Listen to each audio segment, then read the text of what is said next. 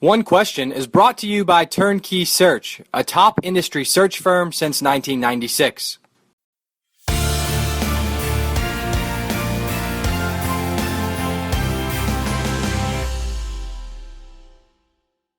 Joe Ovies with 99.9 FM The Fan in Raleigh. He also writes for WRALSportsFan.com, and he's covered the ACC TV developments quite closely, both from a traditional, linear, and digital standpoints. Joe, let's talk through what we know. Okay, so we know we're going to get a digital effort starting next month with 450 to 600 games already on that channel. The linear is not coming until 2019. Obviously, Skipper and Dean Jordan from Wasserman and Commissioner Swafford have expressed their confidence in having that rolling in a very succinct fashion, very similar to what we've seen from the SEC and the Big Ten. But let's actually talk a little bit more about what do we not know, from the financial details of the linear to other aspects. What are the key topics where we don't know answers that you're focused right now? Full disclosure, if it sounds like I'm at the beach, it's because I am, for your listeners, which is actually appropriate, Matt. Because, that's where the deal was done, right? Jordan, right. According to Dean Jordan of Wasserman and Commissioner John Swafford, they're Ocean Isle neighbors. Isn't it nice to have that sort of convenience, right? And the deal got done while they were in their swim trunks, apparently. I do have this picture in my mind. I have this picture in my mind of Dean Jordan on his bike with his backpack, pedaling down to Swafford's place when all these conference calls. I mean, that's quite an interesting mind frame for getting this huge deal done, to see how that's how the transportation happened. Yeah. So to answer your question, what we don't know, what we don't know is how the distribution will go for ESPN and the ACC. As I've mentioned, whether I'm talking about it in a podcast, on the air, or writing about it on WRALSportsFan.com, nobody knows what television will look like in 2019. We don't know. Consumers don't know what they'll be into in 3 years. ESPN can be confident in their model, but again, disruption happens at a pace that does not go according to the businesses that want to keep their own interests going. So I always make this analogy that essentially 3 years might be a long time for us, but in the internet world and technology, 3 years is a lifetime. And all you have to do, if I can bring it even further down to like a very easy digestible form, go look at your iPhone from 3 years ago and look at your iPhone today. I mean, it's vastly different.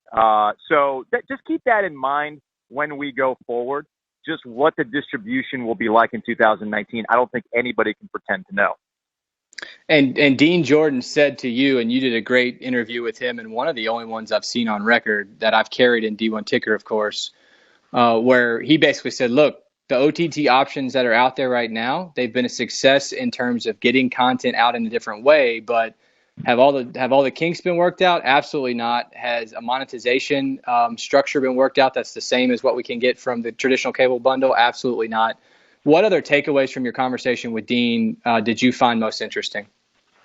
Well, the thing that he was absolutely right about is that the OTT experience is far from flawless. I cut the cord about a year and a half ago as an experiment to see how many sports I can watch, how much sports can I watch without a traditional cable bundle. And it's actually surprisingly easy to do if you're willing to deal with a potpourri of options, okay? The other issue that you got to deal with, and Sling is far from perfect on this, and they've had to apologize on record a couple of times, sometimes they can't quite handle the demand, whether it's not just for sports. I mean, go look at their complaints for The Walking Dead, one of the more popular shows on cable that you can actually get on Sling. When the finale came around, they were crushed. I can speak from my own experience trying to watch the finale of Mad Men on AMC through Sling, and for about 10 minutes I was dealing with buffering and I missed the entire thing, so I had to catch it through other means. So Dean Jordan's absolutely right that it's far from a flawless experience, and sports fans can't deal with that when watching a game, because the last thing you want to do is when there's about a touchdown about to be scored or a crucial field goal that's about to get hit, and all of a sudden you get the little spinning wheel. Yeah, no, that is not a satisfactory experience. So the other thing, too, about the OTT options and the curiosity that I have, and actually it's something that Dean Jordan couldn't really answer because it's an ESPN question, how do they plan on monetizing broadband? The cable companies figured it out. If you notice with most of the packages these days, it used to be, remember back when landlines were still a thing? They would do triple play options or whatever they were called. They would give you cable, they would give you broadband, they would give you phone essentially for dirt cheap.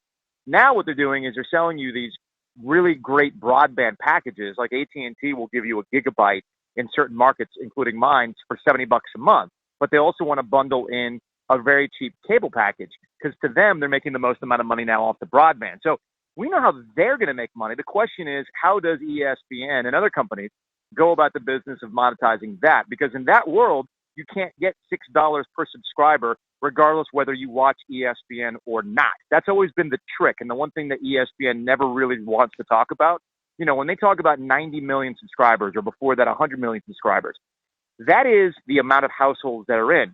But Matt, what would you venture is the true amount of people that will watch ESPN on a given night out of that 100 million? Right. It's narrow. The industry speculation, the industry has always called it like an 80-20 rule, that about 20% of that audience is actually interested in sport. So when the cable companies have offered these broadband options, you can just watch Netflix, Hulu, HBO Now, or whatever, and you don't have to worry about ESPN anymore, well, those people are never coming back.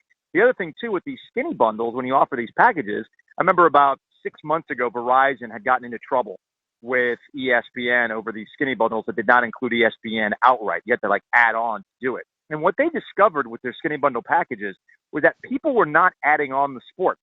ESPN actually is usually outside the top 15 most requested channels in that regard. So all these things have to bother ESPN. But the thing is, and the one thing I always come back to is that sports is such a valuable commodity that live sports, if you look at the ratings, are usually in the top 50. There's about 30 of them that are in the top 50. So you've got this bizarre convergence of people really want their sports and they demand it. The question is just how many people are willing to go out and get it.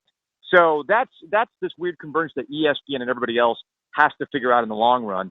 And you've noticed with the NFL, they're experimenting with Twitter. The NBA recently knocked out a deal with Twitter where they will do live sports broadcast through whatever streaming option they're going to have. They haven't quite figured that out yet. You notice with Wimbledon, they had a beta run where you could watch within the web browser of Twitter. So all these things are being figured out now. I'll be really curious to see how they all go in about 3 years. The other thing that we don't know about, and ESPN and the ACC were kind of giving a non-answer to this. They were asked multiple times by multiple people, in 2019, would you flip ESPNU or ESPN News, and that would become the ACC network? And the only answer that they would give is the ACC network will be its own channel. You can take that however you want. The way I interpret that is they are open to the possibility of flipping one of those networks into the ACC channel and not having to deal with a distribution fight, because all they would have to do to the cable companies is say, look, you're already giving us, 25 cents, 50 cents for ESPNU. Now we're going to make this the ACC network. The other way to look at this, as I've mentioned in the past, look at how Fox Sports 1 became Fox Sports 1. It was speed before that. So in able to ease their cable transition and the operator fights, they just said, look, we're going to make this FS1. We kind of keep things as is. We'll maybe bump the rate at which we're charging you by like 10 cents or whatever. And everybody went about their business.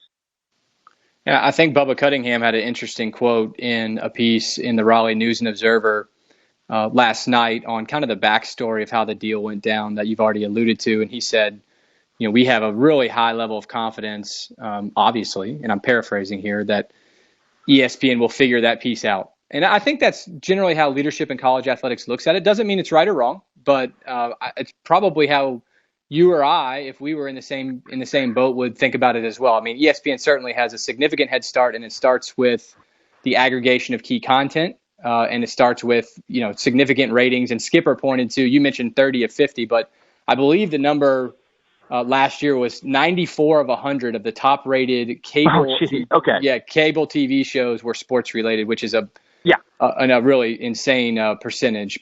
And that's today's One Question, brought to you by Turnkey Search, a top industry search firm since 1996.